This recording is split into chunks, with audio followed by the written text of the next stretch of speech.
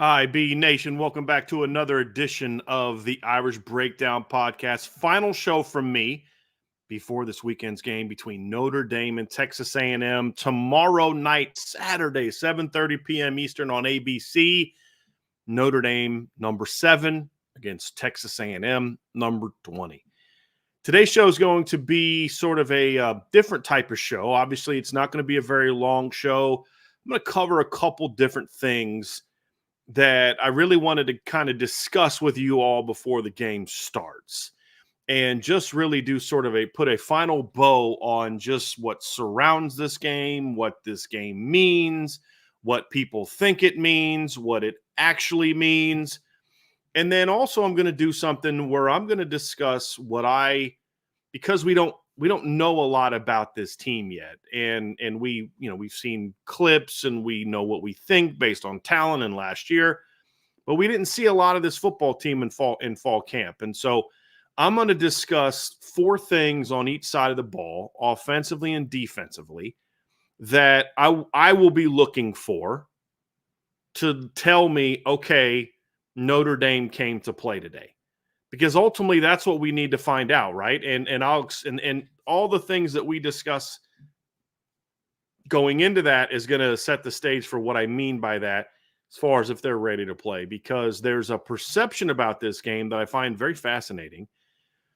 But it's also a perception that is somewhat deserved, but I just have some issues with the way that it's being perceived, and we'll kind of dive into what some of those issues are and how I see this game and all that. So we're going to do that, and then of course tonight we are going to post our countdown to kickoff show tonight. Sean and Vince and Jesse will have that, so we'll publish that tonight, and then tomorrow night after the game we'll have a post game show with Vince and Ryan and Trevor and Sean Davis. So that's going to be fun. And then, of course, I'll be traveling on Sunday, so I'll have a post-game show or an upon further review on Sunday night. And there's a chance that when I get home, depending on how the film breakdown goes, I may have something that I put up either Sunday night or Monday. We'll kind of see how that goes. But that's why you need to make sure that you've hit that subscribe button. You got those notifications turned on so that make sure that when we do go live or I do publish a video, that you'll be able to see it. And without further ado, let's dive into today's topic. So this has been one of the more fascinating lead-ins to a game. I'll be honest with you. There's always a level of negativity surrounding a team, and that's true for everybody. And negativity sometimes is understandable. So negativity sometimes is deserved. And in this matchup, there is an understandable angst about this game. But I'll be honest, I'm literally shocked at how much negativity there is from the Notre Dame side. I have some of the most optimistic takes I've seen about Notre Dame don't come from Notre Dame fans. They come from national people. And it's been really interesting to read it to the point to where I have somebody today calling me a homer because we picked Notre Dame to beat a team that's gone 12-13 the last 2 years. It really is fascinating because there's this perception about Notre Dame that is understandable to a degree, but it takes into no context who they're playing. And that's really been the fascinating aspect about this. But it's not just Notre Dame fans. Clearly, Notre Dame is I think last I saw, 3-point underdog to Texas A&M, a team coming off of a 8-5 season. Or what was A&M last year? 7-6, right? Because they lost their bowl game. Although bowl games don't mean a whole lot nowadays. But I believe Texas A&M last year went 7-6, correct? Yes, 7-6 last year. They went 5-7 the year before that. They went 8-4 the year before that. And people are acting as if Notre Dame is getting ready to play Clemson or Ohio State or Georgia or Alabama. And I don't really understand that. And so we can have a conversation on one side about Notre Dame and what they need to prove and all this type of stuff. But then my question is, but does this game actually do that? And so when I get into this game, it's really fascinating to think about and to talk about and to preview. And the other part is there is just so much that we don't know. And especially for Texas A&M, because it is a first year with a new staff, first game with a new staff, tons of transfers that have come in there. How quickly do they get rolling? Are they going to have issues like USC had last year, like Florida State had in the opener, or will they look more like 2022 USC or 2023 Florida State with all their transfers? We don't know the answer to that question. And we'll start to find that out this weekend. But the way that people kind of dive into this matchup is if Notre Dame's getting ready to play Georgia. And then they act as if, like, when Notre Dame did play Georgia, that they just got their butts kicked. Or when they did play Ohio State, they got their butts kicked. So a team that barely loses to teams that are actually really good, it goes out is expected to get beat by a team that's gone 12-13 the last 2 years. But that's sort of the where Notre Dame has put themselves in, right? And that's kind of where we're at, because I keep hearing this: Notre Dame has to prove they can win games like this, right? That's why they're an underdog against Texas A&M, because Vegas doesn't believe in Notre Dame, because Notre Dame doesn't win games like this. That's what I hear. And, to a degree, there's some merit to that, but to a degree, there's also a lot of, well, what type of game is this? And that's where I think a lot of the disagreement comes, is not so much whether or not Notre Dame, quote unquote, wins games like this. It's what kind of game do you actually view this to be? And what's going to be interesting is to see the response from the people that view this game as this huge, big picture, Notre Dame doesn't win games like this kind of mantra. What's their response going to be if Notre Dame wins? So if you're someone who says Notre Dame doesn't win games like this, if Notre Dame wins, are you then going to come here and say, you know what? I was wrong.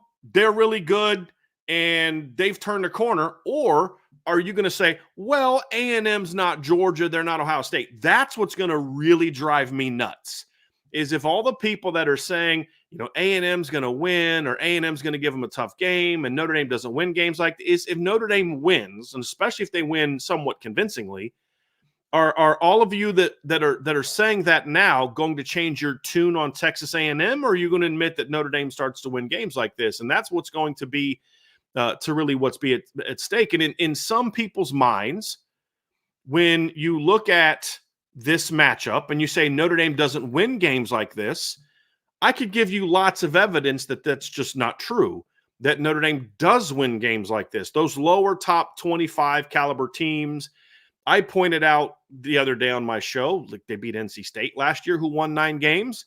They beat Duke last year, who was ranked in the top 25 when they played. They beat Syracuse 2 years ago when they were ranked in the top 25. And the answer was, are you really comparing Duke and Syracuse to Texas A&M? And my answer is, why not? Other than the SEC patch and A&M on the helmets, what makes me think they shouldn't? Because here's what I know. And they'll say the same thing about North Carolina, but here's what I know about the 3 teams that I just mentioned. Okay, here's one thing I know. They're in the ACC. So there's going to be a level of disrespect. And I had somebody say, well, don't you think if Texas A&M was in the ACC, they'd have a better record? And I said, okay, well, let's look at the data. In the last 10 years, do you guys know what Texas A&M's record is against the ACC? You know what it is the last 10 years? 3-5. If you take out the 2 losses to Clemson, it's 3-3. They didn't play Florida State, right? And so, no, there's no evidence that if Texas A&M was in the ACC, they dominate the ACC. Like, you have to actually have data to support this. If you're going to, otherwise you're just making an emotional argument based on the emblem on the jersey and the logo on the helmet. And they say, well, how can you compare Syracuse and Duke and North Carolina to Texas A&M? And my answer is very simple. Well, the last 2 years, Texas A&M has gone 12-13. The last 2 years, Syracuse has gone 13-12. Actually, it would be 13-13. The last 2 years. It's a better record. The last 2 years, Duke has gone 17-9. North Carolina, the last 2 years, where Notre Dame beat them, has gone 17-10. So, again, what type of game is this? NC State the last 2 years has been in what? I think they won 8, 9 games each of the last 2 years, right? I believe NC State 17-10, I believe the last 2 years. They went 9-4 last year and then 8-5 the year before. So 17-9. So my question is, okay, why is it that game? But then here's the counter argument that gives that argument validity. It's recency bias. And there's an understandable recency bias because the last 2 games that Notre Dame played on the road against decent teams, they lost. They lost to a 4-loss Clemson team last year that was missing 8 starters. They lost to a Louisville team that won 10 games but still lost 4 last season. And although that those 2 teams have certainly been better than Texas A&M in the last 2 years, the talent level between Texas A&M and those 2 teams is not that different. And you could argue in some instances Texas A&M is better.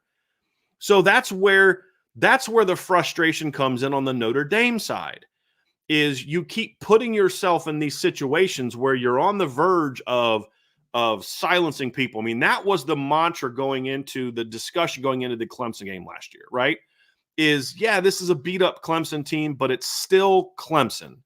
And you have won, the last matchup convincingly. You had won 2 of the last 3 games against Clemson, but you haven't beat them away from home. And this is a wounded Clemson team that had lost a couple games coming into that matchup. And then you go on the road and you just lay an egg and get beat. Chance after chance after chance to win that game, and you get beat. You don't get it done. You have a chance going into Louisville. You just rebounded from your Ohio State loss with a win over Duke. The college football playoff is absolutely still in your grasp for Notre Dame to go out there and be able to win that football game. And if Notre Dame beats Louisville in that game, and Louisville at the time was a top 25 football team, they were I think going into that game ranked 25th. They were undefeated. They ended up winning 10 games that year, played in the ACC title. You win that game. You've got USC coming up, who is a top 10 team. You're ranked 10th. It would have been very easy for Notre Dame to climb back up in there, especially with a road game at Clemson coming down the stretch. You had a chance to go into that game and say, okay, we rebounded from Ohio State. We're ready to roll, and you laid an egg. You weren't ready to play. You weren't focused. You weren't locked in. You could see it during pregame. I remember coming up before the game started and talking to Tim O'Malley and telling Tim, like, dude, I don't know what's going on right now, but this team they're just going through the motions right now in pregame. You could see it. And then that's exactly how they played. Just didn't compete. And so those games are going to be what get people to say they never win games like this or don't often win games like this. Well, they didn't win them 2 most recent, which is important, but there's a lot of games like this that they've won. But that's really where Notre Dame comes down is you've got to stop with the up and down performances in these type of games. And so that's where there is some understandable angst. What I don't agree with is necessarily saying, I'm now picking them to lose. That's really what that I question. It's like, okay, can they lose this game? Sure. They can lose this game. Should they lose this game? No. And you can't make any good argument to say that they are going to win, to win this game. And then here's the other part of this. This will be considered an upset based on the line. I don't think it's an upset. I really don't. This is a game that to me that Notre Dame should win. But here's the thing that I would challenge all of you that get into this thing about Notre Dame not winning these type of games. My argument would be, well, how often does Texas A&M win these type of games? Do you guys have an answer to that? Notre Dame the last 2 years, 7-4 against ranked opponents. They've beaten multiple ranked opponents on the road. Texas A&M the last 2 years has gone 3-7 against ranked opponents. 2 of those wins. They had a great win over LSU at the end of the 2022 season. 2 of those wins were over Miami 2 years ago, an ACC team who beat them last year, and Arkansas, who I believe was ranked 10th when that game was played. Miami finished the year 5-7, and Arkansas finished the year 7-6. Now, they did beat Alabama back in 2021, which is a big win. But that same year, they also lost by 10 to Arkansas, lost by 10 to Ole Miss, lost to LSU, and lost to Mississippi State at home. So a week before beating Alabama at home, They lost to Mississippi State at home, who went 7-6. So is this really the type of game that that Texas A&M wins very often? The answer is no, they don't. And so when you look at kind of how this game plays out, I'm actually going to pull up a post that was made yesterday, and it was really good, interesting to point out. Somebody went back and looked at all the times that Texas A&M was had started their home opener against a ranked opponent, and it was 8 times. They beat Notre Dame, number 24 Notre Dame, in 2001. Quick note, that Notre Dame team finished with a losing record. They lost to Utah 41-35 in 2004. Let's see, they get to this next one. They lost to Oklahoma 17-16 in 06. They lost to Texas 34-17 in 2007. They lost to Alabama in 2013 by a touchdown. They beat number 16 UCLA at home in 2016, a 31-24 win in overtime. I just want to point out, however, that UCLA team that they beat in the home opener in overtime finished the year 4-8. Just kind of want to point that out to you. The next year they lost to Clemson, and then in 2022 they beat Miami 17-9 in a low-scoring game where A&M's defense played very well, and that Miami team finished 5-7. So what evidence do we have that A&M plays great in these kind of games? And that's really where my frustration comes down into, is like there's this ignoring what's on the other side of this conversation and saying, hey, they're going to be, because of Notre Dame. This is a two-way street, right? Notre Dame has proven a lot more that they can win games like this than Texas A&M has. Well, Mike Elko is a great coach. Mike Elko is a great coach. But Mike Elko doesn't have a ton of top 25 wins either. I think they have like one. And it was a great win. They beat Clemson last year by 3 touchdowns, a team that Notre Dame lost to later in the year. But Notre Dame did beat Clemson and Duke and didn't play very well and still beat Duke in that game. So there is absolutely this fair discussion to be had about Notre Dame's inconsistency on the road. Because I can point to you and I can give you what is a homer take, which is, well, look what they did to NC State last year. And look what they did to Duke. They beat Duke last year. And look what they did to North Carolina in 2022. And look what they did to Syracuse in 2022. And then I can plug my ears and close my eyes and pretend that Louisville and Clemson didn't happen. And, that's really what it comes down to. Because if you're going to point to USC and Ohio State in 2022, it's a useless conversation because both of those teams are better than Texas A&M. Right? Those are top 10 football teams. If you handle your business against Louisville and Clemson last year, we're having a completely different conversation. That's basically what it comes down to. And again, I'm not talking about what's being said outside of the Notre Dame world. I don't care what Paul Feinbaum says. Paul Feinbaum is, and on my opinion, just not someone to be taken seriously. I don't think he takes his own comments seriously. He says things for shock effect. He's a shock jock, right? That's all he is. We don't need to waste time on what Paul Feinbaum talks about. I don't care what other people say.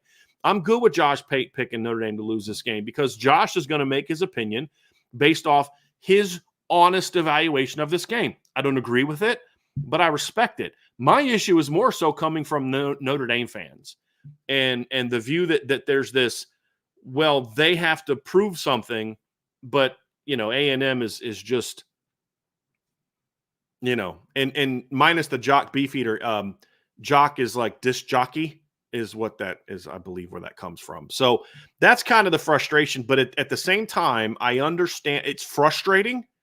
The constant negativity is frustrating, but it's also somewhat understandable. It is. I will give you guys that because of when was the last 2 times that we saw Notre Dame in a game like this? It was at Clemson last year and they lost. How about before that? It was at Louisville last year, and they lost. Well, how about before that? It was at Duke last year, and they needed a miracle at the end of the game to win. So I get it. My whole thing is I just don't know that A&M has proven that they're as good as any of those teams. Now, maybe they are, but they haven't proven it. And this is a team that in the last 20 years has one season of 10 or more wins, and that was the year they had Johnny Manziel and when he won the Heisman Trophy. I think they won 11 that year. So there's obviously a lot at stake, but here's my challenge to you. If you're someone who is on the Notre Dame doesn't win games like this and they can't beat teams like this and A&M's really good and all that kind of stuff, I do not want to see you on the message board after the game or in this chat after the game or in shows next week pretending like all of a sudden A&M's not a show me game. I don't want to hear you doing that. I don't want to hear you doing that. But if you're going to ride that wave now, then ride it next week if Notre Dame wins. And at the same time, people that are like, Notre Dame always wins these games, don't then try to pretend like A&M's Bama if Notre Dame loses this game. Right? Well, it's don't make excuses for if Notre Dame loses this game. I don't want to hear people doing either one of those things after this game. You own what you said coming into the game. You either own the fact that you thought A&M was a world beater and Notre Dame can't win, or own the fact that you think that Notre Dame is the much better team and if they don't win. I mean, we all need to be able to do that and not change our stripes just because the results are, said one thing and then now we got to act like, well, but that team. No, own it, because it's okay to be wrong sometimes. When I give you my analysis, I give you my honest analysis of a game. Right? And if you think I'm a homer, you probably shouldn't listen to me, because a homer is someone who cannot see past their bias.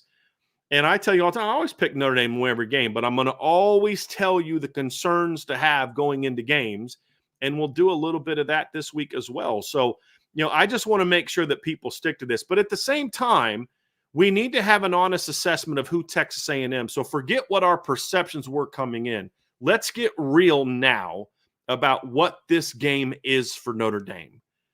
This game is absolutely a big perception game for Notre Dame. There's no doubt, because of everything that I just spent the last 20 minutes talking about. You don't win games like this. I've literally had people tell me Notre Dame struggles to beat SEC teams. Literally, someone told me that. I said, hold on a second. Outside of Bama and Georgia, who in the SEC has beaten Notre Dame in the last 15 years? Has Notre Dame lost a game to an SEC team outside in the last 15 years other than Bama or Georgia?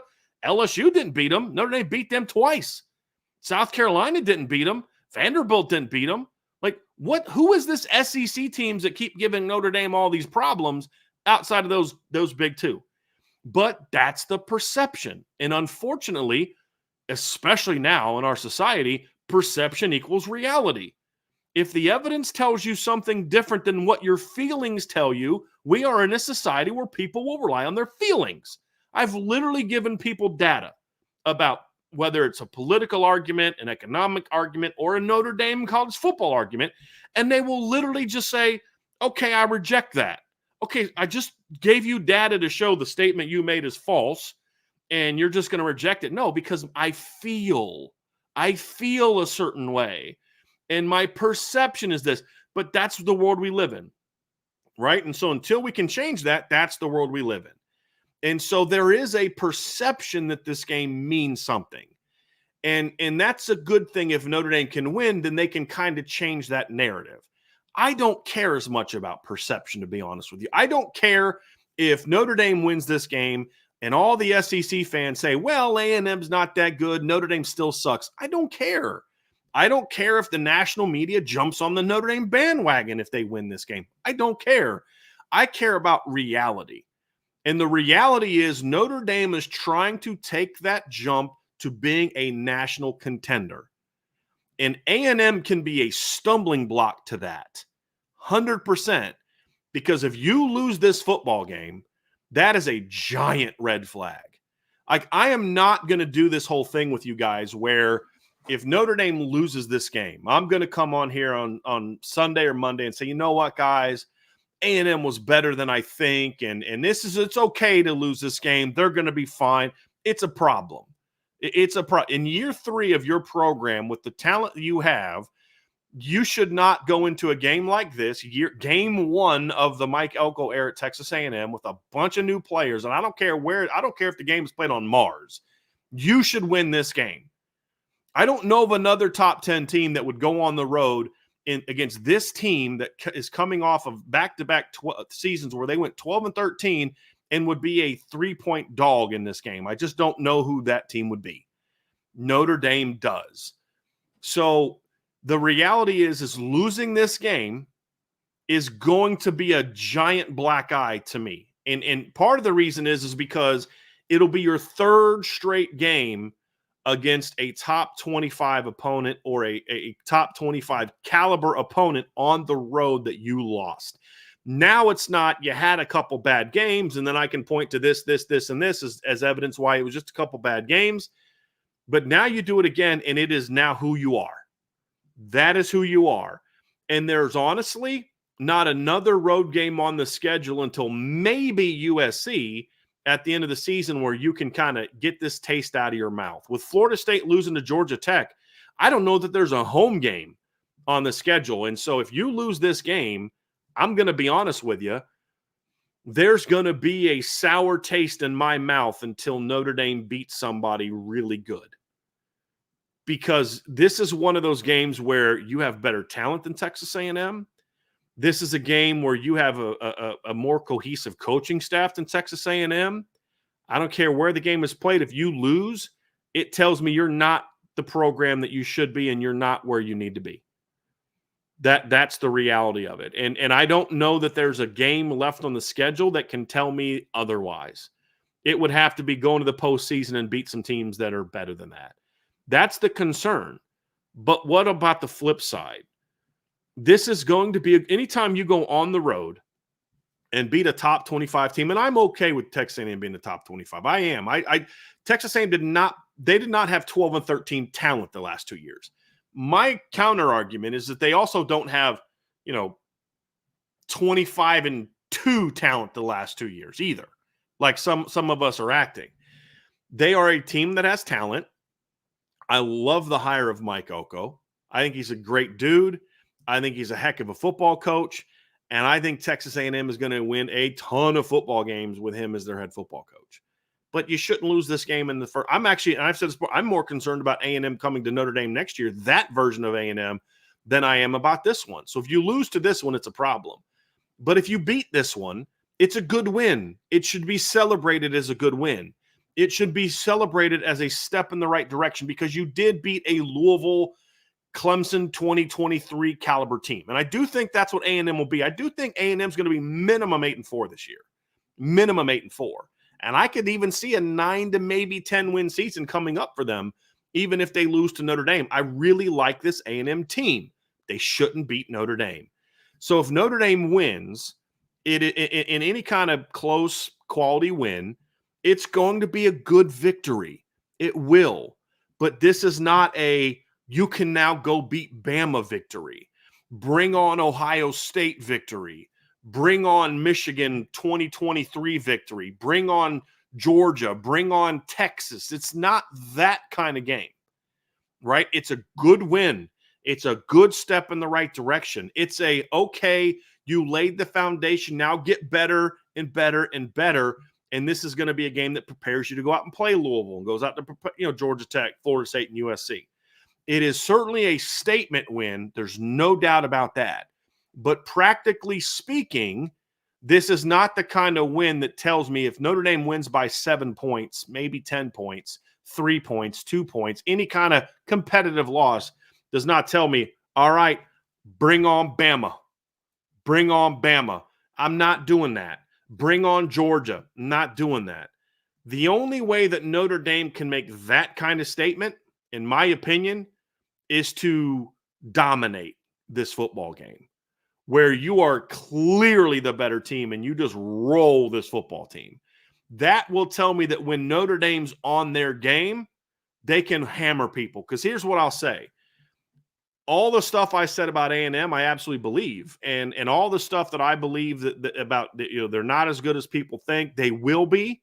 So if you're an A&M fan listening to this, be realistic with yourself. You're asking me to do the same thing. Very few teams in year one dominate. It rarely happens. You want evidence of that? Go back and look at Nick Saban's first football team at Alabama.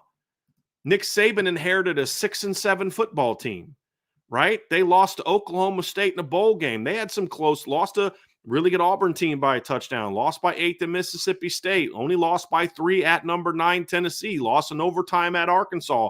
Only lost to number 5 Florida by 15, beat Duke, beat Ole Miss, beat Vanderbilt, right? Beat FIU. I mean, they weren't a great team. And Nick Saban takes over, phenomenal football coach, had literally just won a title 3 years before. And what did he do in his first year? He went 7-6 and lost to Louisiana Monroe in November. It's going to take him a little. Can you guys give him more than 1 week to turn you into a national contender? Because I'm telling you, he will. If he gets the support, he will. He will. Mike Elko's going to win at Texas A&M. It shouldn't be this game. It shouldn't be this game. It takes some time. Notre Dame shouldn't lose a game like this. But if you win convincingly, it says something, because for all of my issues with Texas A&M, right, they were not a great home team in the last couple of years. Last year, they beat New Mexico, Louisiana Monroe, Auburn, South Carolina, Mississippi State, and Abilene Christian at home. They lost to the only good team they played at home, Alabama. The year before, they beat Sam Houston State at home. They beat a 5-7 Miami team at home by 8. They lost to Ole Miss at home. They lost to Florida at home. They lost to UMass at home, or they beat UMass at home, right? And then they beat a good LSU team at home. But that's several losses at home, including to Appalachian State. But here's the thing. All of those games were competitive. Even the Florida game in 2022, in my opinion, was a competitive game. Florida was clearly the better team, but it was a competitive game. You lost by, I think, 17, and Florida scored last. A&M actually had a lead at halftime. They were winning 24-20 at halftime, and then Florida pulled away in the second half, put a touchdown on at the end of the game. It was 34-24. I think A&M went for it, didn't get it, and then Florida punched one in late with like a couple minutes left to make it a more decisive game. But that was a back-and-forth game. That was an evenly matched game where, you know, A&M makes this mistake, this turnover, that mess up, whatever. They're in that game. They have a shot to win that game. Bama last year was the better team, and Alabama won that game by 6, but that was also a game where A&M scored late to make it closer than it was, but it was much closer prior to that. So Alabama had taken a 26-17 lead when they got a safety of Max Johnson, who I just feel awful for today because he had a terrible injury last night. You know, but Bama, it was 17-10 A&M at halftime.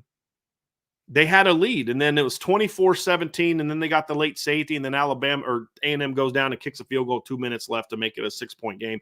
So even though it was a game that was not as close as the final score based on the second half, it was a game that A&M led at halftime. So the thing is, you just don't win these games convincingly over A&M. That's the thing I'll give them credit for. When they play at home, they're not this unbeatable force at home. They're not.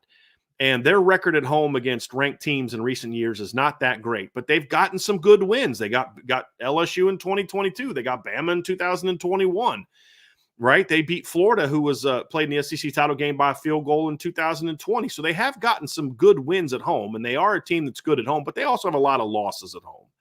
You know, they've lost to Auburn recently at home. They lost to Clemson at home in 2018. So you've got to win the game. That's all I care about. The only way that I look at this game and say, holy moly, Notre Dame is who we thought they were, is if they dominate the game. That's the only way that I think that they could do it. I'm not predicting that's going to happen because it is an opener. And as you guys watched last night, whether you were watching Colorado, North Dakota State, whether you were watching Minnesota, North Carolina, whether you were watching NC State against Western Carolina, in a game where they were tied in the second half, 21-21. A lot of stuff happens in openers, right? A lot of stuff happens in openers. So I don't make too much of how they play. All I care about is that they win.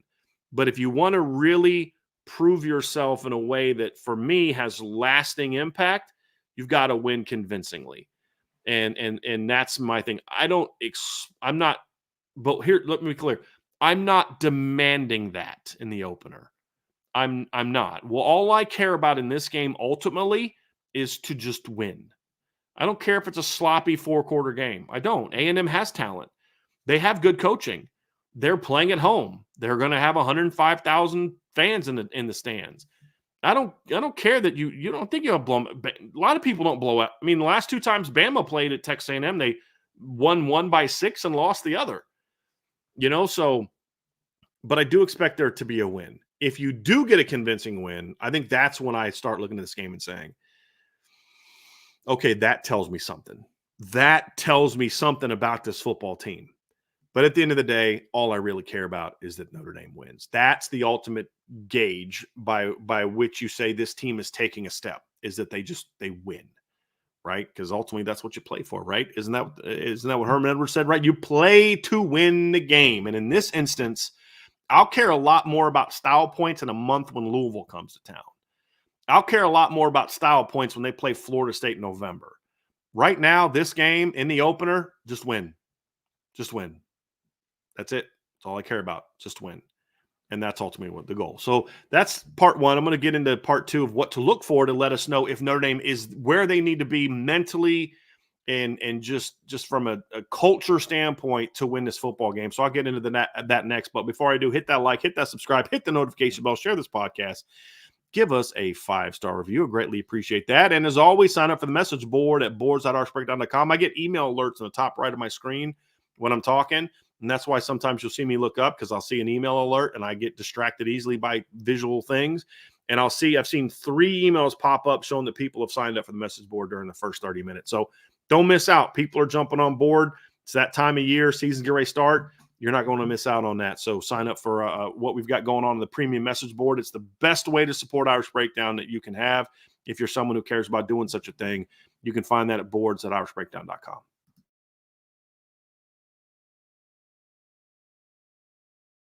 So one of the features that I do, and I'm going to get to super chats here at the end of the show. So when I wrap this part up, I will get to super chats. So, and there's several of them in there, and I thank y'all for that, but I'll get to those at the end of this segment. There's something I like to do before games where it's kind of a what to look for. And it's a little bit different than like keys to victory. It's different than, matchups. It's more about how they're playing and how they're going about their business to say, okay, they're locked in, they're ready to go. They've done the preparation. They're mentally where they need to be. They're culturally where they need to be. They're fundamentally where they need to be. And it's usually something you can see in the first quarter to quarter and a half into halftime. That's going to tell me, okay, this team has made the changes, right? And so I'm going to talk about the offense, and then I'm going to dive into the defense, and then we'll get into the super chats after that. But it's one of those things where like when I talk about the Louisville game last year, but you could just tell going through pregame that there was just something that was not right. I remember talking to a former NFL player that was at the Michigan game in 2019. He was down on the field, and he and I were talking about 10 minutes before kickoff, and he was like, dude, they're not ready.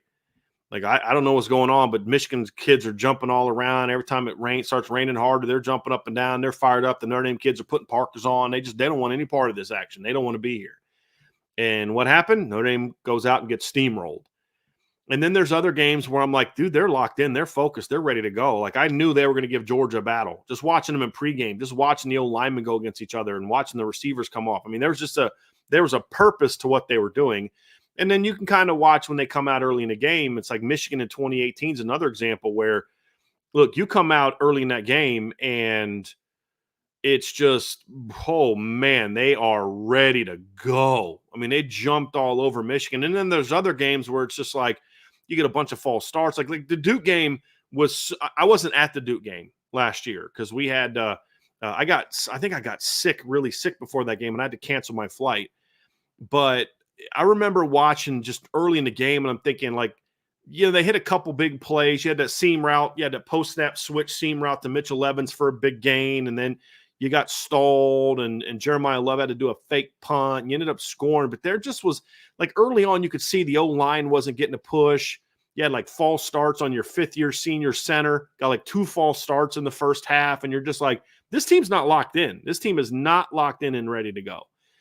And that's kind of those are the things that I'm talking about. Those are the things that you look at and say, okay, this team is not locked in or this team is locked in. And anyone that's ever coached the game knows that you got to get a sense early of, okay, like this is where we're at, because you have to coach around that. You have to coach, hey, dude, we are fired up, so let's just turn it on. You know what I mean? Or, hey, we're in a funk right now. I got to figure out how to get us out of this funk. So you're looking for that as a coach. It's definitely something you need to be aware of. Like, hey, pregame, we were just going through the motions. We had like 10 drop balls. You got guys doing bad run fits and half speed drills, things like that. Like, we're not locked in. And now it's your job as a position coach, coordinator, and then head coach to recognize that and do your best to get it to adjust it. And that's what this all comes down to. So let's jump into the offense and let's talk about what I'm looking for early from the Notre Dame offense. And this is going to be about A&M and then also about looking at it from the standpoint of sort of the season, to be honest with you. And the first thing to me, and this is more specific to A&M first, but also is going to tell us a little bit, is I don't really care in the first quarter that the offensive line is necessarily playing well, or maybe give up an early pressure, give up an early run through. You're not necessarily everybody on the same page. That's obviously important, but that's not even really what I'm looking at. What I'm more looking at is how they're playing. That is going to be so much more important to me, because as the game goes on and they get into the speed of the game and the flow of the game, they'll clean up some of that stuff. That's just natural. But if you come out early and you're not playing with physicality and force, and you're catching and you're not moving your feet and you're not using your hands, and you're just playing a little bit timidly, that's harder to turn that switch on, right? And when we watched them play Duke and Louisville last year, you could see it in the line that these guys are not ready to play. As a unit, they were not ready to play. And it's false starts a part of it. You're affected by the crowd noise, but it was really just about, early in that game, I think second series, fifth-year senior center, right? All those career starts, comes off the line and just gets driven into the quarterback, put on his back, and then the quarterback gets drilled. Right? That's not about, okay, crowd noise or anything, inexperience. That's just about, I got my butt kicked. And there's way too much of that. So that's one of my big fears about Joe Rudolph. I don't love the way his team prepares in the very limited access we've seen. In drills, there was not as much intentionality towards playing really with your hair on fire. And that doesn't mean it's not happening, because like I said, we saw maybe 2% of the entire fall camp with the little access we got, maybe 2%. So it's just a concern that I have. And I was talking to my dad about this the other day. And listen, when you're young, you're going to get snap counts wrong. When you're young, you're going to hold. When you're young, you're going to give up a run through. When you're young, you're not going to get quite out of your stance fast enough, and Nick Scourton's going to beat you. Those things are going to happen. I'm okay with that. And you live with that to a degree, as long as it's not really, really bad moments and bad losses. You know what experience shouldn't have any impact on? Toughness, a desire to play physical football, a willingness to fight. Those things should not be impacted by I'm young. Okay, so it's like, look, yeah, you're young, but come off hard, play hard, hit somebody, go for it. That's where it needs to be. Like, get after it. That should travel, right? Like, crowd noise can affect a lot of things. It shouldn't affect that. It shouldn't affect whether you're willing to fight. Shouldn't affect whether you're willing to play hard, whether you're willing to drive your feet, whether you're willing to use your hands with violence. That's going to tell us a lot about this game. Are they playing aggressive football up front? Are they playing physical football up front? If they're not, it's going to be a long day. If they are, and A&M's winning some battles, I'm going to be okay. Like, look, just patience. They're going to get a couple things corrected, but they're playing hard. And that's going to settle in, and they're going to make some plays, right? You guys, prepare yourselves for this. Notre Dame's offensive line, even if Joe Walt and Blake Fisher were coming back, is going to have plays where they get beat by Texas A&M's defensive line. It's going to happen. First time it happens, I don't want to see you in the chat like, oh my God, this is just terrible. Okay, if it keeps happening, then obviously that's a problem. It's going to happen.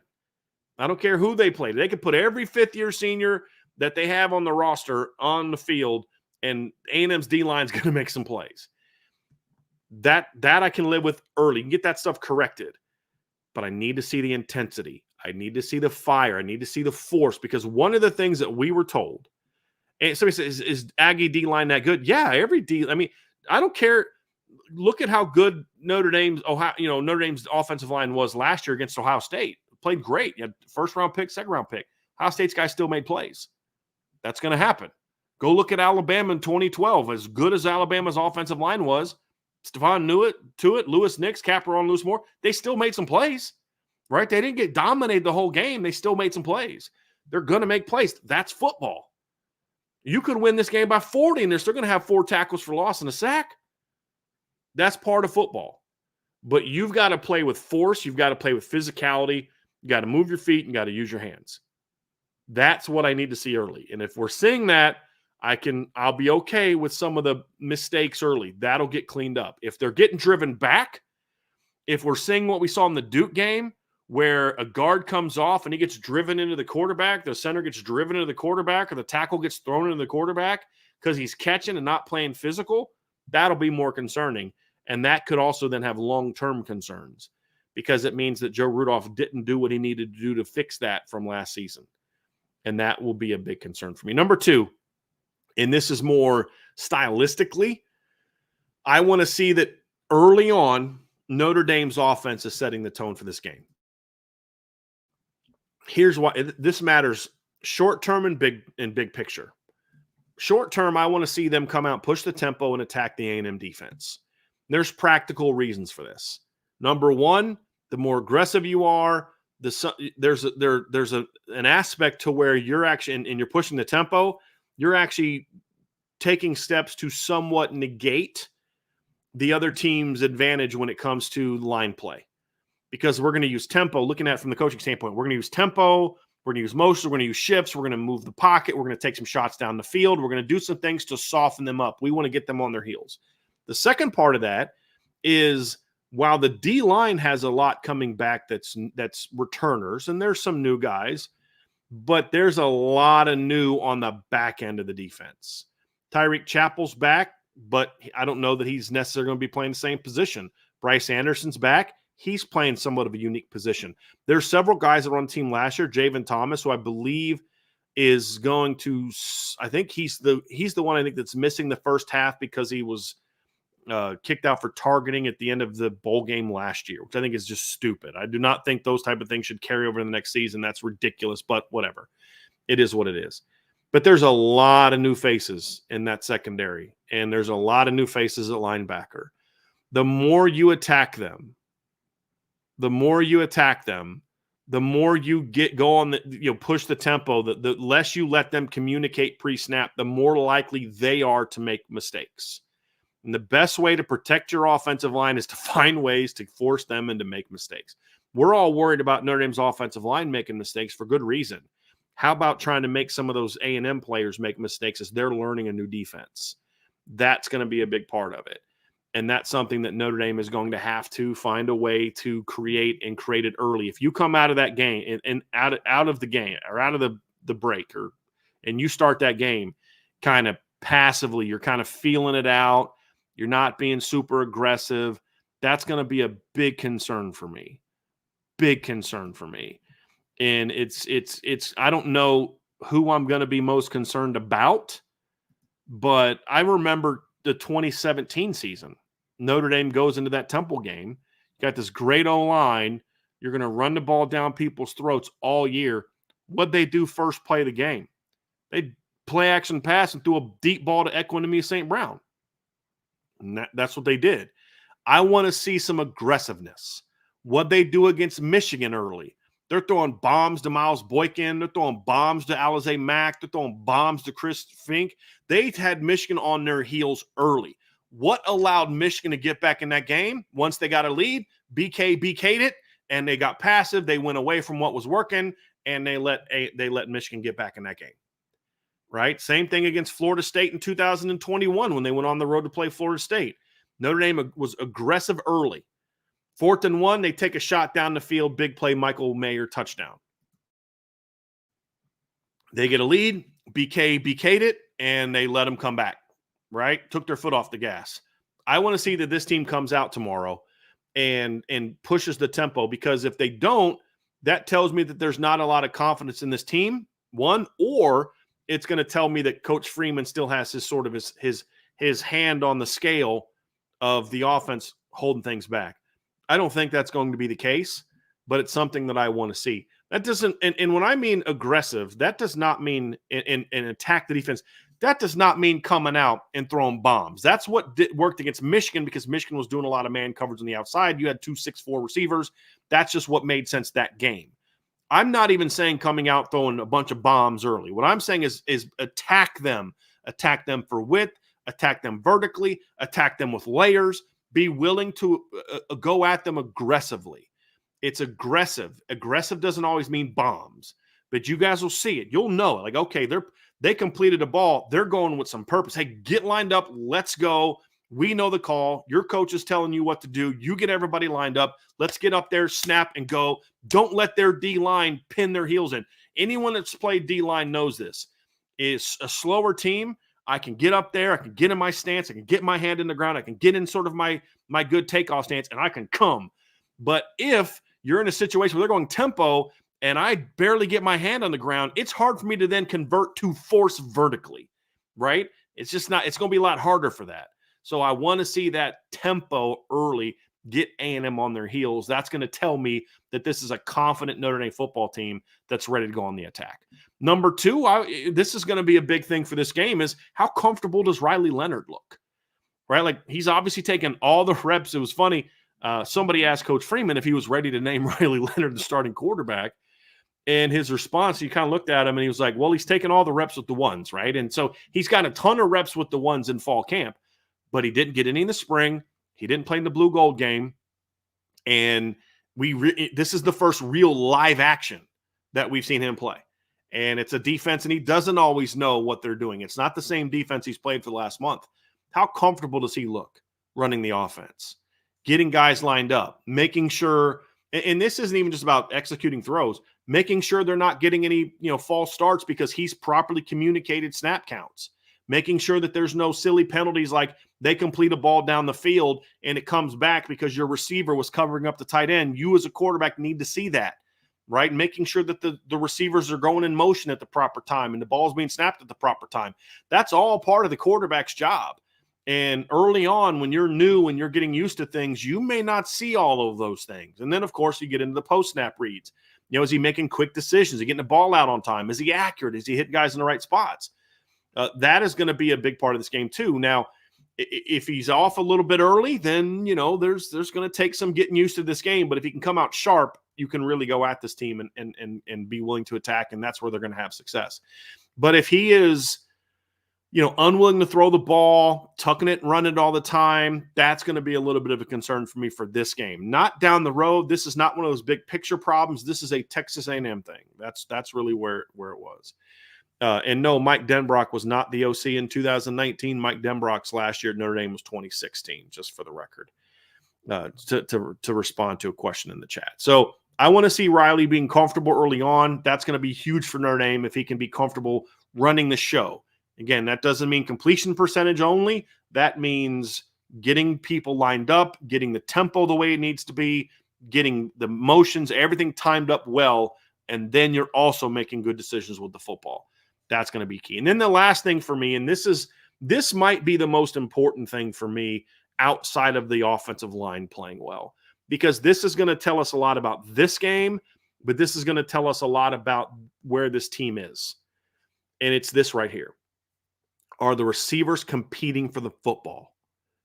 One of the things that drove me the most nuts last year was how poorly this receiving corps fought for the ball. That's the one thing people talk about. They can't get off the line. They can't. That stuff was all overplayed. That was all overblown. They got open plenty of times and the ball never came. I know some people don't have it in their minds to fathom what that means or how that can be, but that's just the reality. I've shown tons of clips on it, et cetera, et cetera. That's not what I'm talking about. What they did a poor job of, however, and this is where I could understand Sam Hartman being a little bit gun-shy when guys were open, is unless they were wide open, they did not compete for the ball. And Chris Tyree is about the only guy that had any kind of really competitive catches last year outside of maybe Jaden Greathouse in the opener and against NC State. Very, very little fight for the ball. They got outplayed. I mean, you think of the Louisville game, right? I'm trying to remember. Let me pull that game up, but I think it was the third or fourth play of the game last season, and Notre Dame had actually already converted a first down. They were getting close to midfield they first play of the game, completion for 4 yards, second play completion for 10 yards, third play completion for 15 yards. Yeah, you're 1st and 10 in Louisville territory after 3 plays. And they throw a go ball to Rico Flores, who does not at all fight for the football, and it gets picked off. Like that can't happen. That tells me your mindset's not where it needs to be as a group. And that's where there aren't a whole lot of here we go again moments that I'll have, but that'll be one that'll trigger me. I'm just being honest with you. That'll trigger me. I want to see this receiving core fight for the football. And that was an issue for Notre Dame in 2017, if you'll remember. They didn't fight for the football grade. But you go out in that Michigan game in game 1, and they did the exact opposite. You got Miles Boykin out playing a guy for a deep ball. You got Alize Mack making a great catch, getting drilled, targeting. Guy gets kicked out of the game. Alize makes a great catch. Chris Fink outplays 2 guys for the football. They were battling for the football in 2018. And you knew this team was going to be a problem. You knew in the opener, yeah, there's some things that got to clean up, and they made this mistake, and BK's got to stop being BK and taking the foot off the gas when you have a lead, and Bryan Polian special teams, let them get all. But you knew this team, it's got some stuff to work out, but this team's going to be a problem. Because their offensive line's playing well. Everybody's freaking out. They lost Mike McGlinchey. They lost Quentin Nelson. How are they going to play? Blah, blah, blah, blah, blah. And they came out in that first game, and they took it to Michigan. And the receivers were setting the tone. They were blocking their butts off. They were competing for the football. They were running good routes. And you said, boy, if the receivers now playing well, this team's going to be a major problem. This team's going to be a major problem. And that's something that I want to see. It's going to tell me that Coach Brown has this group mentally ready to compete. And that's the big thing is, look, if Notre Dame barely wins this game by a field goal, but they compete their butts off, but they were sloppy, they had a couple turnovers, had some tackles for loss, Riley was a little off target, maybe throws a pick, give up a couple too many big plays. But at the end of the day, you win the game 24-20 and a little sloppy win. Don't care. Because as a football coach, I can clean all that stuff up. You are never primed to just play your best football in week 1. Occasionally you'll have games like that, but it's usually against bad teams.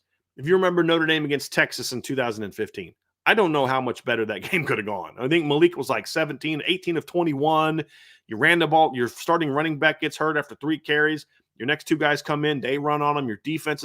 But that wasn't a very good Texas team. I think they went like 5-7 that year. They weren't a very good team. Right? Yeah, they played great against Rice in 2014. Rice wasn't very good. Right? There's going to be sloppiness, but you got to get the win. So I can live with sloppiness. I can live with the receivers dropping a couple balls. I just need to see them compete. I need to see the O-line play hard. I can live with mistakes. I can live with misses. I can live with, the timing in the zone plays wasn't always the best. I can live with that. I can fix that. As a coach, I can fix that. What I can't fix, because I either created the problem or I allowed the problem, is if my team doesn't compete. That's the problem. That's the biggest thing. And the receivers and the O-line are the 2 areas where that's going to matter most to me. So let's talk about the Notre Dame defense and what to look for from the Notre Dame defense.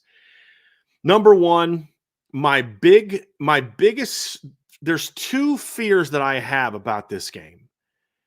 And the biggest fear for me really comes down to the size of their offensive line.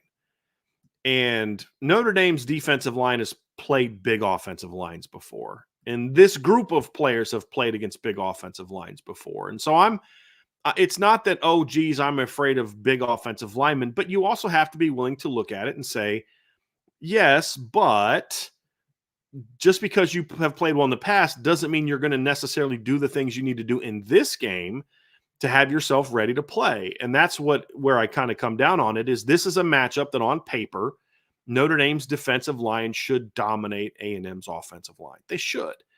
They are not overly athletic. It's new. You're going to have 3 new starters in your offensive line, most likely. And as Ryan pointed out yesterday, you're going to have 4 guys in new places because Chase Basantis is going, I believe he played right tackle last year. He's going to be playing left guard this year. And so it's going to be a new look offensive line as well, but it's big. Across the board, there's 6'6", 320 from left to right, 6'6", 320, 6'6", 320, 6'3", 330. If that guy doesn't start, the or at that position is 6'4", 325, 6'5", 330, 6'7", 330.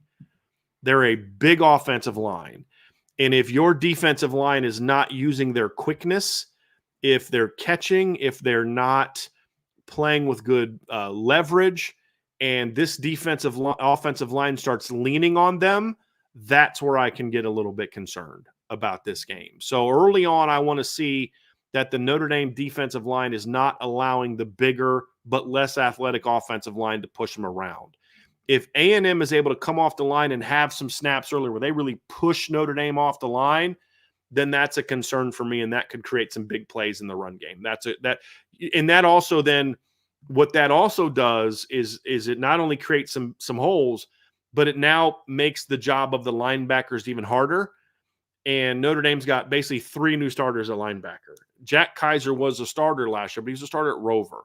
He's now playing Will. Drake Bowen's at Mike. Jalen Sneed's at Rover. All new. Kingston Villemas is going to play. He's a true freshman. Jaden Osbury's going to play. He's a redshirt freshman. You do not want to be in situations where these guys are being forced all game to come up and take on guards and block destruct and get off that way. You need these guys flying the football untouched. That is going to be a big part of this. And so early on, I need to see that the Notre Dame defensive line is not getting pushed around. That's a big thing for me. And then the second part of it is what ties into that is, okay, so if you're not getting pushed around, what does that mean? It means you're getting a lot of early penetration, a lot of early disruptions. You're getting upfield. You're getting into the backfield. You're forcing their running backs to make early cuts. I've said it a million times. You guys know this. If you're new to the channel, you're going to hear me say it a lot more times. One of the biggest ways to slow down the opposition run game is to force cuts as deep in the backfield as possible. When I was coaching running backs, the ultimate goal for me is we weren't making our cuts until we were at or past the line of scrimmage. We are standing on our outside zone track all the way till we get to the line, and then boom, we're cutting vertical, maybe a yard behind because it opened up, maybe at the yard, sometimes past the line of scrimmage.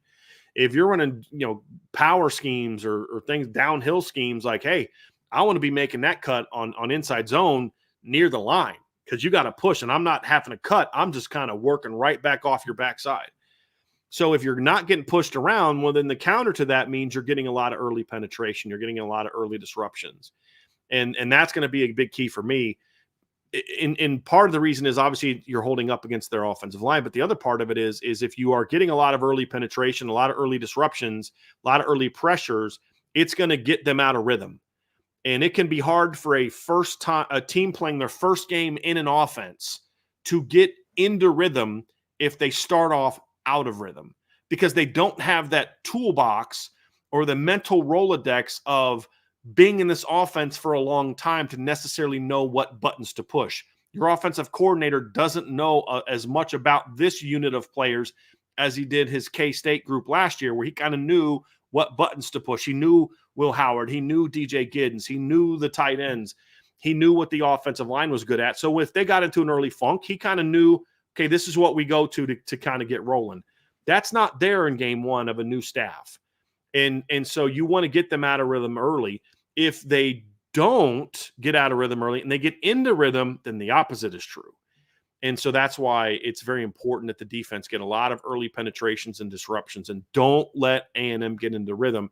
And that's going to tell me that this defensive line is as good as we think it's going to be, that there's no steps back. And it's also, we're going to get a chance to see if these linebackers can make a lot of plays. That's one of the things we talked about. Is like, guys, there's going to be mistakes from the linebacking core that we didn't see last year. Just is. But that doesn't mean necessarily that they're going to be worse. They got to make more plays, right? That's a big key. And if they're able to do that, then I think they'll make more plays. The second part of that, the third part is, to me, is ties into this, and that's that the linebackers are playing aggressive and being as disciplined as possible. One of the concerns I have about a group of linebackers, and I'm not necessarily as worried about this with Jack Kaiser, but again, we need to see him play this position more regularly. But with Drake Bowen, with Jalen Sneed, with Jaden Osbury, with Kingston Villemas, these are new roles for them. And yes, I love Drake's high school film, and we've seen him in practice and in some mop-up moments, and he had a big safety against Oregon State last year. And those are things that are all great. But now you're in a starter role. You're in a more prominent role. Are you playing aggressive, or are you struggling to get into the speed of the game? Right. And then what does Al Golden do to try to kind of fix that? Right. Is he able to go out there and make some of the calls, some of the decisions, and to allow his group to really get rolling downhill? And do they play with some speed? I can live with some mistakes from the linebackers if they're playing 100 miles an hour. What I will not be good is if they're still making those mistakes, but then they're also giving up 4, 5, 6, 8-yard gash runs because they're not playing downhill. They're thinking too much. They're not playing fast. So that's going to be a big thing for me early that tells me the linebackers are locked in. They've got the reps. They're aware of what they're doing, and they're playing downhill. I can live with a bad run fit if you're doing everything hard, because again, I can correct the bad run fit, or the safety can make me right on a bad run fit. It's the worst thing for a safety trying to fit off of a linebacker is when a linebacker's catching 4 or 5 yards downfield. That's where you can kind of get into some trouble. And then the last one for me is I just want to see the secondary play sound football. The thing that when I look at this matchup, there's only two ways that A&M can really move the ball consistently and beat Notre Dame with their offense. Not turnover related, not short fields, not special, but just their offense goes out there and wins them the game. Is if they're ripping up big plays, and that's going to come because the D line's getting beat at the line of scrimmage, and they're giving up big plays in the secondary. You've got some new faces. Christian Gray's new. Jordan Clark's new. Rod Hurd's new. Adon Schuler's not new to the team, but he didn't play any meaningful snaps last year outside the bowl game. So are they playing sound football? Look, if they're playing sound football, then the talent takes over. If they're not playing sound football, then that's when you let an inferior group make plays on you.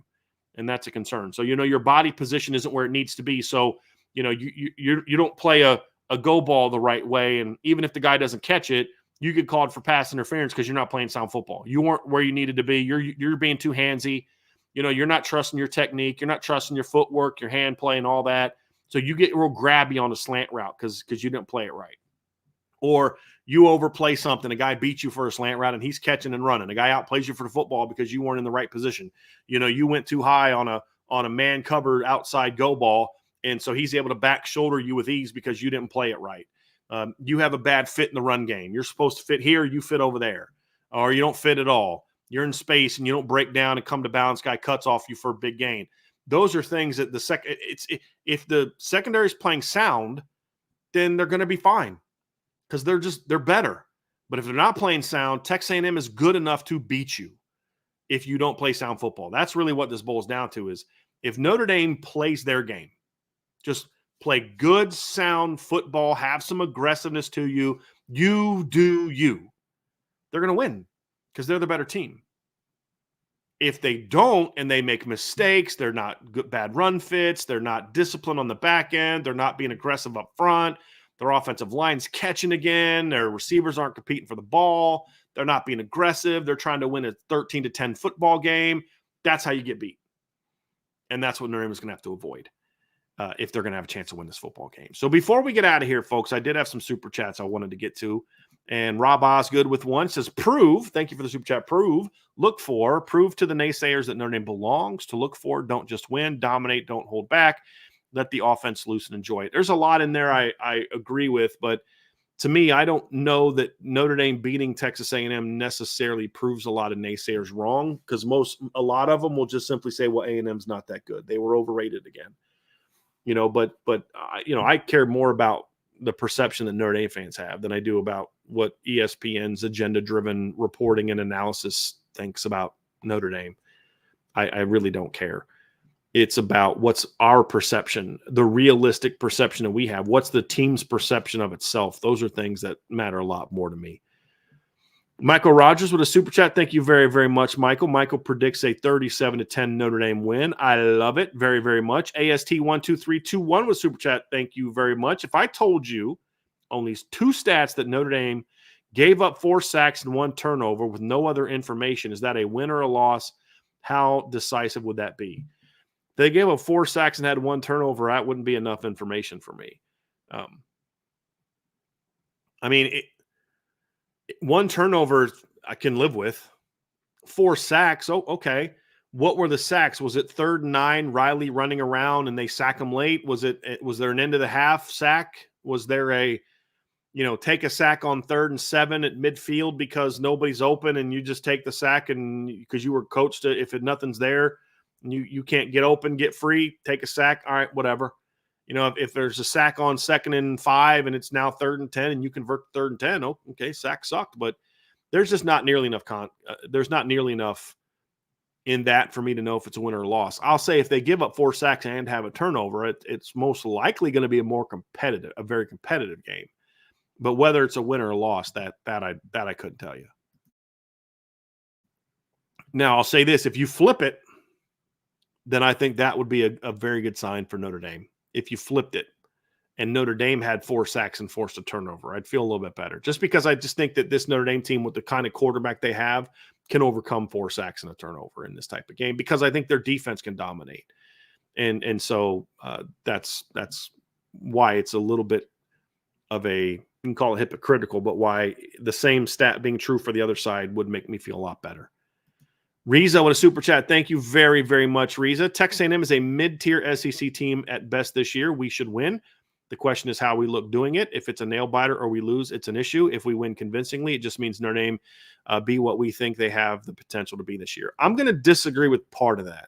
I don't care if it's a nail biter. Alabama had a nail biter with Texas A&M last year and went to the college football playoff and gave Michigan the toughest game they had all year. So, in 2021, Alabama lost to Texas A&M at Texas A&M and went on to play for the national championship. Beat Georgia in the ACC title for the SEC title. So look, to me, it just, no, I don't need them to win convincingly for it to not be a bad. I just need them to win, Riza. Any kind of win. Like, Mart, you're not going to beat every team by 40, and especially in an opener. Would it be great if Notre Dame's convincing has a win? Sure. But for me, Riza, respect you, love you. I don't see it that way personally. I just care about winning. I do not care about all that other stuff. I really don't. I don't care about margin of victory. I don't care. I mean, it's great if it happens, right? Like, I'm not going to dismiss a convincing win. That would tell me something, as I said earlier in the show. But if they only win by a field goal, well, great. Go now. Go get it done, right? Keep winning, because that's all that matters. Just win. They'll clean up some of the stuff that comes out of this game, mistakes. O-line will get more experience. New guys in the secondary will be much more experienced as they get deeper in the season. Riley Leonard will be much more on the same page with his teammates. The coaches have a much better feel for what they're doing. We'll have answers and we'll have solutions to what Notre Dame is going to be doing. Looking at it from, as a coaching staff, that's what I'm saying. Like, look, I just win. We can fix all that other stuff. That's how coaches look at it. Just get that early season win, and then we'll clean up the other stuff and get it fixed. I'm just telling you, that's how, at least that's how every coach I know is that way. And that opener against a good team, just get the W. That's all that matters. And we'll fix all that other stuff, and then we'll have more convincing wins later. And just get that W. That's what matters to me. Appreciate the super chat, my man. D. Masak with a super chat. Thank you very much. If you're looking for your sign to sign up for the boards, here it is. Sign up. Start of the season is a perfect time to do it. Go Irish. I agree with you completely. Joe Papiti with a super chat. Thank you very much. Bryan, I loved what Golden said in the presser. Basically, it was, if we play with fundamentals, we'll be fine. Irish win 31-20. Go Irish. He's absolutely right. When you're the better team, just don't beat yourself.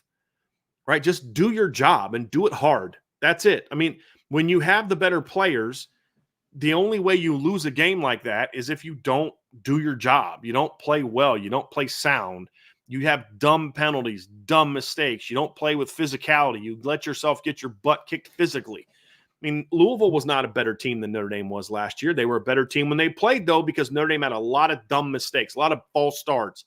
You have you're down, what was it, 17-10. I believe is when that play happened. And or actually it was 7-7. And you throw your defense forces a fumble. You throw a slot fade, I believe is what it was, into the end zone. Bad ball. worst catch attempt by Chris Tyree of a not a very well thrown ball. You drop it, you're selling for a field goal. So instead of 14-7, tons of momentum, Louisville now views it as a win and a moral victory because they turned it over and forced you to a field goal. They take a 17-10 lead over Notre Dame. Sam Hartman throws a great ball down the field to Mitchell Evans for a 30-yard gain, comes back because hands to the face by your right tackle. That's just not doing your job. Like, all you had to do is use the technique that I've taught you to use every single day since I've been here, and every single offensive line coach. Harry Heastan taught you that. Jeff Quinn taught you that. Every single coach has taught you don't put your hand in someone's face, right? That's just not doing your job. And then all of a sudden that 30-yard gain that gets you in scoring range gets called back. You don't score. Next thing you know, the route's on. Like, it's stuff like that. Just do your job. Just do your job. If you do that, you win. And winning is all that matters in this instance. So he is correct. That's a great observation by Coach Golden. Raymond Hart with a super chat. Go Irish. Thank you very, very much, Raymond. I appreciate you. And then Dim Whitland with the last super chat. A win is a win, and we appreciate you, Bryan. Great show today. Go Irish. I thank you very much. I think that's a great way to end today's show. So that's going to do it for today's show. I'm going to go finish packing and get ready to head over to the airport. I'm going to be heading down there today for this game. I hope all of you all have a safe weekend. Enjoy the game. Enjoy all the games. There's some great games on tap this weekend. So I'll be certainly tuned into my TV tonight. When I'm flying, I'll have my little computer screen up, pay for the internet so I can watch some games. And then, of course, have some fun watching the games tomorrow. So, again, make sure tonight we will publish we won't be live tonight, but Sean will publish the countdown to kickoff tonight. And then, of course, the post-game show tomorrow with Vince D'Addario, Ryan Roberts, Trevor Trowbridge, and Sean Davis will be joined for that. And then, of course, Monday, we'll be back Monday night. We'll do our Upon Further review on Monday night, not Sunday like normal because I'm traveling on Saturday. And we just weren't sure if, you never know with travel if I could get back in time to do it. So I may put something up Sunday night. Just depends on kind of how my travel gets back and how I'm feeling after breaking the film down on the flight and those type of things. So, but that's why you should always, not only like this show, but also subscribe to this show and turn your notification bells on. So when we do put videos out, you'll see it. So thanks for being with me today. Sign up for the message boards, boards.irishbreakdown.com. If you want to become a big time supporter of us, you can join the Booster Club. If you do join the Booster Club, you get some cool IB merch that you get for free. So I appreciate you all doing that. So anyway, that's at boards.irishbreakdown.com. Have an awesome rest of your week. And we'll talk to you guys again very soon on the Irish Breakdown Podcast.